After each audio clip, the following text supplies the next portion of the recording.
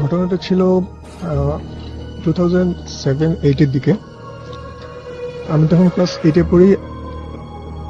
তো আমার স্কুলটা ছিল ক্যান্টনমেন্ট পাবলিক স্কুলে, আর স্কুলে অনেক রেস্ট্রিকশন ছিল। আমাদেরকে সবসময় আপ টু ডেট থাকতে হতো, পরিষ্কার পরিচ্ছন্ন থাকতে হতো।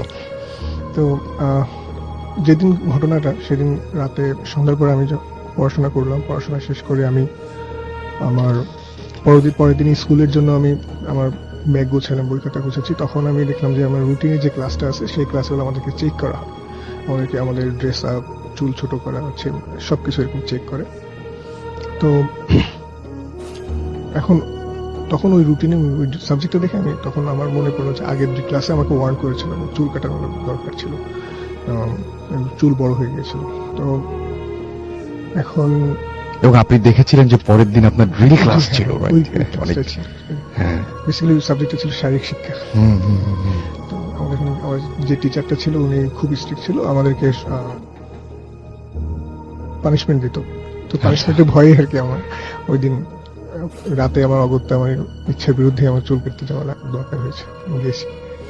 তো ওই দিন তারপরে আমি আম্মুকে এরকম বললাম যে আসলে আমার এখন চুল কেটে যেতে হবে, নাহলে আমার পরের দিন ঝামেলা হবে, ক্লাসে পানিশমেন্ট পেতে পারি।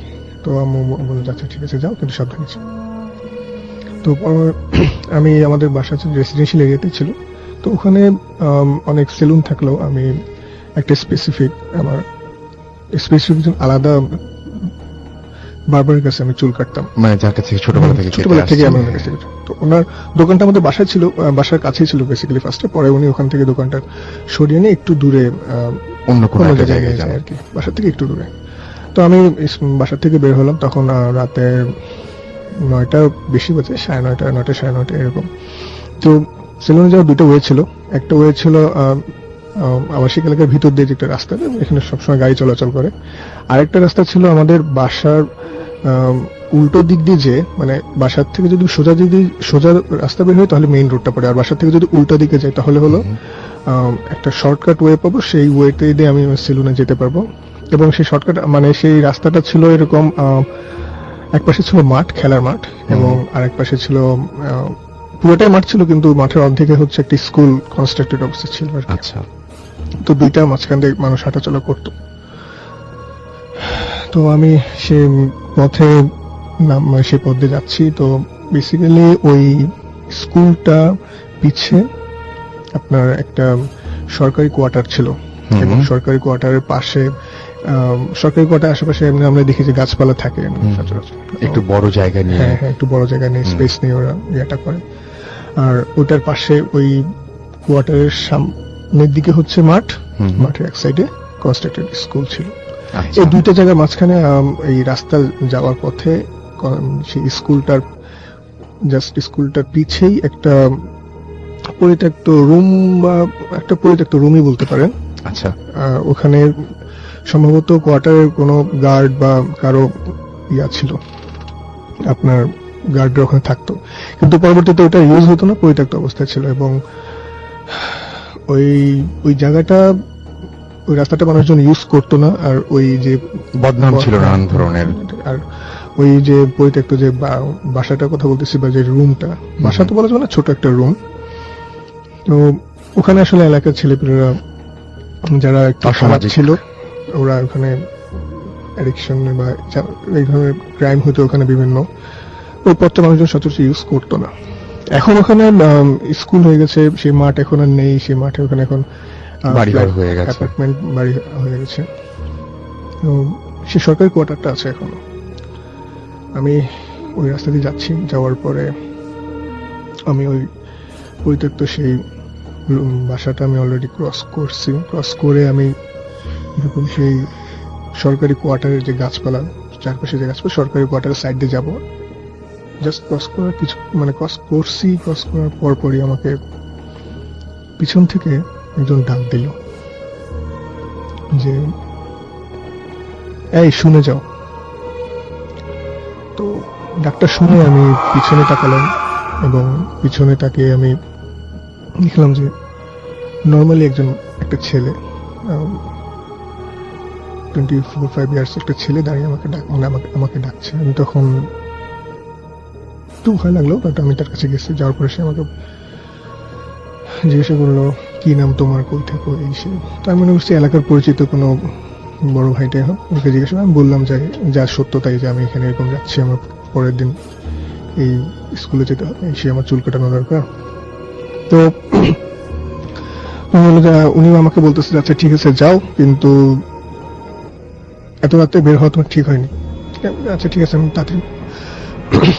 তাড়াতাড়ি বাসায় চলে যাব, আমার কাজ শেষ হলো, আমি বাসায় চলে যাবো, সমস্যা নেই। এবং তখন সব কথাবার্তা একদম নর্মালি মনে করো আমার কাছে মনে হচ্ছে সে আমার এলাকার পরিচিত বড় ভাই বা এরকম, সে আমার কাছে জাস্ট কুশলাদি জিজ্ঞাসা করতেছে বা এরকম অ্যাজ লাইক ওয়েল উইশার হিসেবে। একদম। তো আমি তখন আমার ভিতরে কোনো ধরনের ভয় কাজ করেনি। কিন্তু ওই যে একটা খারাপ রেপুটেশন ওই জায়গাটা, সেই জিনিসটা কিন্তু ভিতরে একটু হলেও আমার কাছে ফিল হচ্ছিল। তো তখন আমি যখন আমাকে বলতে আছে ঠিক আছে চলে যাও, আমি আবার যখন হাঁটছি তো 5-10 ফিট সামনে এগোনোর পরে এরপর আমাকে একটা ডাক দিল, কিন্তু এই ডাকটা ছিল একটু অন্যরকম। এই যে ভাই একটু শুনে যাও, হেল্প চাওয়ার হেল্প অ্যাজ লাইক, মানে সে আমাকে হেল্প, আমার কাছে হেল্প চাচ্ছে, ভাইয়া একটু শুনে যাবা, এই ধরনের। তখন আমি আবার তার দিকে, মানে আমি তার দিকে গেলাম।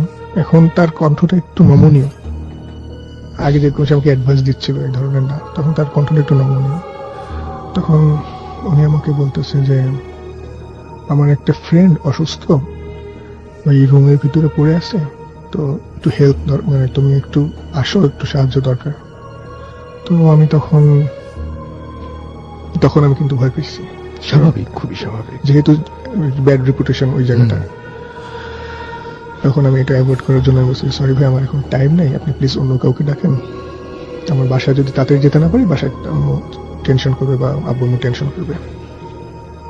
কিন্তু উনি যখন বুঝতে পারছেন আমি অ্যাভয়েড করতে চাইছি বা আমি অ্যাভয়েড করে ওনাকে হেল্প করবো না, তখন উনি আমাকে বলবো যে তুমি যদি এখানে হেল্প না করো তাহলে তুমি সামনে আর যেতে পারবে না।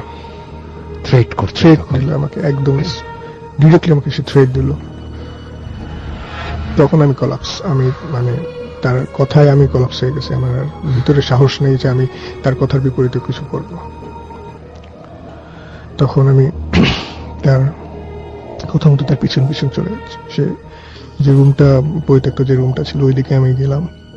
ওই রুমটা ভিতরে ঢুকে তো পরিত্যক্ত রুম, 3 পাশে দেয়ালের মতো, উপরে তো ছাদ আছে, বাট এক পাশে তো দরজা থাকার কথা, কিন্তু সেই দরজাটা নেই। এরকম একটা রুম, পরিত্যক্ত জায়গা। ভিতরে ঢুকলাম, কিন্তু ভিতরে কোনো আলো নেই। যেহেতু এখন ওই রুমের মানে ওই পরিত্যক্ত জায়গাটার অপোজিট একটা স্কুল যে কনস্ট্রাক্টেড হচ্ছিল, সেখানে তো সবসময় লাইট জ্বালানো থাকে রাতের বেলা, সেই লাইটের কিছু আলো সেই রুমের দিকে পড়তেছিল।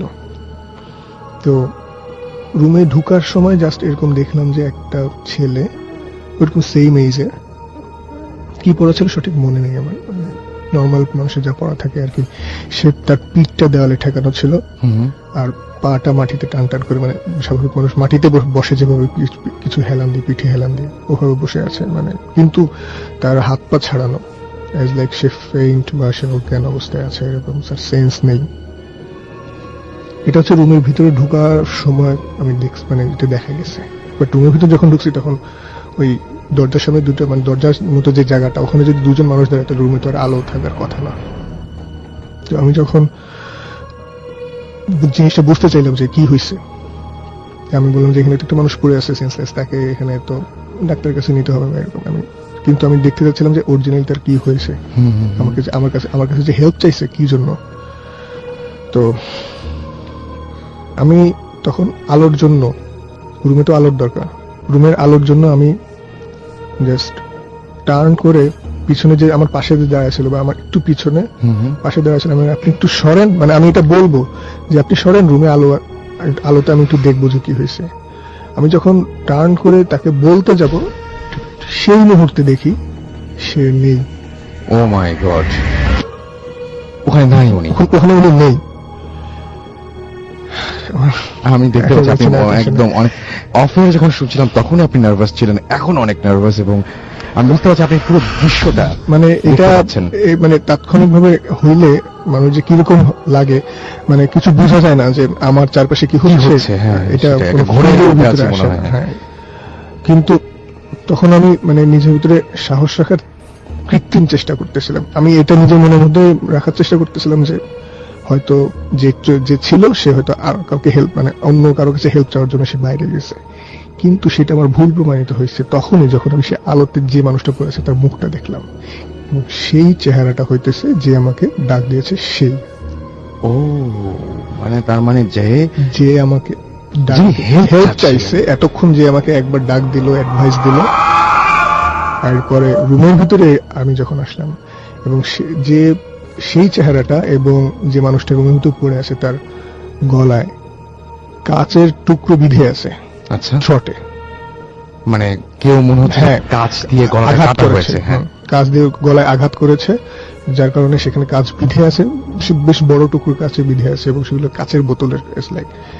আর সেখান দিয়ে রক্ত বের হচ্ছে না, মাঝে মাঝে ফিনকি দিয়ে ফিনকি বের দিচ্ছে। কখন ফিনকি দিচ্ছে, মানে গলা দিয়ে মানে এক ধরনের, মানে সে কিছু বলতে চাচ্ছে, এক ধরনের এই ধরনের খুব হরেবল একটা সাউন্ড। আমরা যখন ওই যে গরু জবাই দিয়ে কোরবানিতে তখন এই রক্ত যখন বের হয়, যে শ্বাসনালীটা কেটে গেলে যখন একটা আওয়াজ হয়, যে পানির মতো একটা ঘর ঘর ঘর, একটা হ্যাঁ, আওয়াজ একদম হয়, একদম একদম। মানে সে কিছু বলতে গেলে তার মুখ দিয়ে আওয়াজটা বেরোচ্ছে, আর ওই আওয়াজটা বের হচ্ছে কিন্তু ওই কাটা জায়গা দিয়ে, এবং সেইখানে রক্তের ফিনকি বের হচ্ছে। মানে এটা কতটা ভয়ঙ্কর, আর মানে এটা যে একটা মানুষকে অজ্ঞান করে দেওয়ার জন্য যথেষ্ট। আর কিছু বলার নাই আসলে। মানে আসলে এটা খুবই কেউ চাবে না, কেউ এক্সপেক্ট করবে না যে কারোর সাথে এটা হোক। কিন্তু সেই ঘটনা জায়গাটায়- এখানেও শেষ নাই, কিন্তু ঘটনা এখনো শেষ হয়নি, সুতরাং শুনেন, ঘটনা এখনো শেষ হয় নাই। তারপরে আমি তখন সেই জায়গায়, মানে আমি কি করব, একটা মানুষ হেল্প করতে আসছি, এখন আর উল্টা ভয় পেয়ে আমি ফ্রিজ হয়ে গেছি। আমার করণীয় কি আমি কিছু বুঝতে পারতেছিলাম না সে মুহূর্তে। আর বয়স তো তখন বেশি না, কেবল ক্লাস 7-8 একটা ছিল। 7-8 তো তখন আমি কয়েকবার তার দিকে আগানোর চেষ্টা করি, কিন্তু ভয়ে আমি তার দিকে আগাতে পারি না। কারণ ওই জিনিসটা মতো যে কেন সেই মানুষটাই কেন আমাকে ডাক দিল না, আসলে সেই ডাক দিছে, আমি কার চেহারা দেখছি, মানে এই ইকুয়েশন গুলো আমি আমার মাথার মধ্যে মিলাতে পারতেছি না। স্বাভাবিক। তখন আমি যেটা চিন্তা করলাম যে আমি এখানে এভাবে থাকলে আমি বেশিক্ষণ স্টেবল, আমি এখানে বেশিক্ষণ থাকতে পারবো না, আমার কনসিয়াসনেস আমি হারিয়ে ফেলতে হারিয়ে পারেন ফেলবো। যে কোনো মুহূর্তে। আমি এখানে তখন দ্রুত, মানে আর ওই যে তার যে আওয়াজটা, সেই আওয়াজটা মনে করেন নিতে যে পারছিলেন আমি আপনি। ওটা যতবার আমি শুনতেছি ততবারই আমার মানে ফেন্ট হয়ে যাওয়ার মতো অবস্থা। তখন আমি তাড়াতাড়ি সেই তো জায়গা থেকে, মানে যত শক্তি আছে গায়ে, মানে যতটুকুই আছে, আমি শুধু একদিকে মানে চিৎকার করতে পারতেছি না, কিছু করতে পারছি না, জাস্ট মনে হচ্ছে যে আমাকে এখান থেকে যত দ্রুত করে মানুষের জায়গা, মানে যেখানে মানুষ আছে সেখানে আমার যেতে হবে। তো আমি তাড়াতাড়ি ওখান থেকে খুব দ্রুত সেখান থেকে দৌড় দিয়ে আমি যে সেলুনে যাওয়ার কথা ছিল সেখানে গেলাম। সেখানে যাওয়ার পরে আমি কিন্তু বেসিক্যালি ওখান থেকে ভয়ও পেয়ে গিয়েছি, কিন্তু আমি আবার মনে মনে এটা আছে যে যেহেতু হেল্প চাইছে, আসল ব্যাপারটা কি। পরে আমি সেই সেলুনে যাওয়ার পরে আমার যে যিনি চুল কাটাতেন, সুমন নাম ছিল, আমি সুমন আঙ্কেলকে বললাম যে আঙ্কেল এরকম আমি আসার পথে এরকম হয়েছে, আমার তো চুল কাটানো দরকার ছিল, কিন্তু বাদ দেন, আপনি আমার সাথে চলেন সেই জায়গাটায়, ওখানে লোকটাকে এরকম help করতে হবে। আমরা হেল্প করতে পারি কিনা। উনাকে যখন বলছি যে মানে যে আমাকে ডাক দিয়েছে ওরকমই আমার কাছে একই রকম মনে হয়েছে, কিন্তু সেটা নাও হতে পারে, একটা মানুষ এরকম পড়ে আছে। তো পরবর্তীতে উনি বললো যে না, ওখানে আর যাওয়ার দরকার নেই, কারণ ওইখানে তুমি ওই জায়গাটাতে কেন আসছো।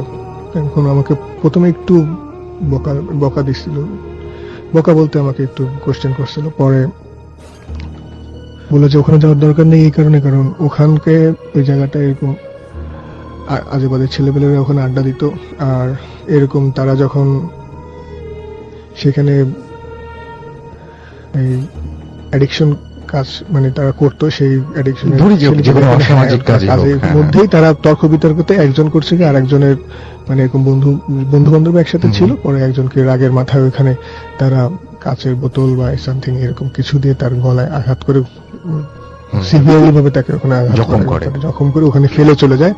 কিন্তু ওখান থেকে ওখানে সে যাকে জখম করে ফেলে গিয়েছিল হুম। সে অনেকক্ষণ ধরেই বেঁচে ছিল এবং হুম। অনেক রাত পর্যন্তই সে হেল্পের জন্য চিৎকার করছে, কিন্তু মানুষ ওখানে যায় নাই, কারণ মানুষ ওখানে গেলেই মানুষের ভয় ছিল যে ওখানে গেলে আমার জড়িয়ে কাছে- পড়তে পারে একটা হ্যাঁ, ঝামেলায়। ঝামেলা জড়িয়ে পড়তে পারে বা আমার কাছে ছিনতাই করে নিয়ে যেতে পারে। হুম, হুম, হুম, হুম। কারণ এখানে আগে পরেও ওখানে এরকম হয়েছে যে মানুষ এরকম মানে ওখানে চিল্লাফাল্লা করতো, সাহায্য চেয়ে নিয়ে তারপরে ছেলেপেলেরা ঝামেলা চিল্লাফাল্লা করেছে, করতো, হ্যাঁ। মানুষজন যেত তার কাছ থেকে মোবাইল টাকা পয়সা হুম, রেখে দিত, হুম। এই ধরনের প্রবলেম করতো, তো উপরে মানুষ আর যায় নাই ওখানে।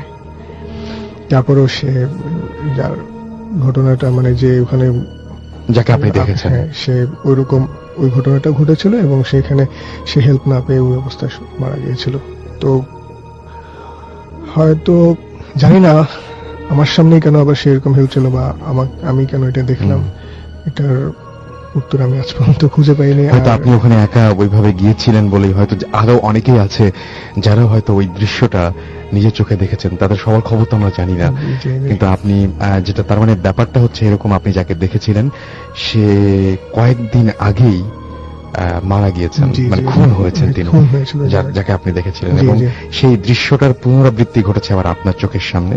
আপনি মার্ডারটা দেখেন নাই, বাট তার পরের যে অবস্থা সেই অবস্থাটা দেখেছেন, সে যে যেটা মানুষের কাছে আগের help ঘটনা, চাইছিল। রাইট। এবং আমি জানি না, এবং হয়তো এই এক্সপেরিয়েন্সটার যে আপনার যে এক্সপেরিয়েন্স হচ্ছে এটা হয়তো কোনো ব্যাখ্যা নেই, কিন্তু আপনার সারা জীবন মনে রাখার মতন একটা ঘটনা অবশ্যই, এটা আসলে, অবশ্যই। মানে এখনো পর্যন্ত আপনাকে দেখে বোঝা যাচ্ছে যে ওই আমি জিনিসটা। এই ঘটনাটা মনে পড়লে বা কাউকে আমি যদি বলতে যাই আমার হুম, হুম। গায়ের লোম পর্যন্ত আমার খারাপ হয়। ভয়ে আমি আমার সেই দিনের কথা বা সেই রাতের সেই মুহূর্তগুলো আমি সত্যি